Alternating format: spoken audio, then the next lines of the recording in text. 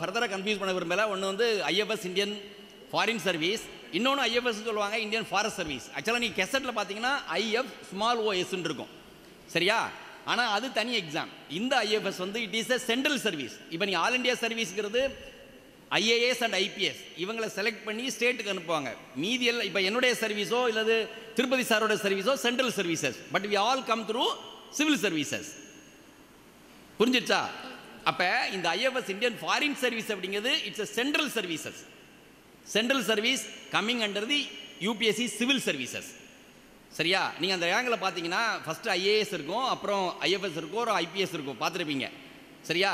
So அதே மாதிரி 22 service இருக்குது. குரூப் ஏ சர்வீஸ் ஒரு 17, குரூப் பி சர்வீஸ் வந்து ஒரு 5 இருக்குது. இதான் அந்த சிஸ்டம்.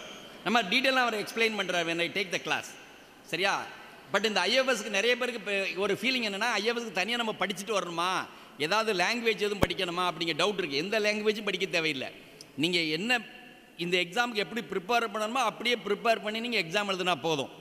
உங்களுடைய ப்ரிஃபரன்ஸில் உங்களுடைய சாய்ஸ் வந்து நான் ஐஎஃப்எஸ் ஆஃபீஸர் ஆகணும், இந்தியன் ஃபாரின் சர்வீஸ் போகணும், சரிங்களா, வெளியுறவு அதிகாரி ஆகணும் அப்படின்னு நினச்சிங்கன்னா உங்கள் சாய்ஸை டாப்பில் போடலாம். போட்டுட்டு நீங்கள் அதுக்கு உங்களுடைய மார்க்கு, உங்களுடைய ரேங்கு, உங்களுடைய சாய்ஸு ஆர்டர் படி இருந்ததுன்னா யூ வில் கெட் ஐஎஃப்எஸ், சரிங்களா? That's all.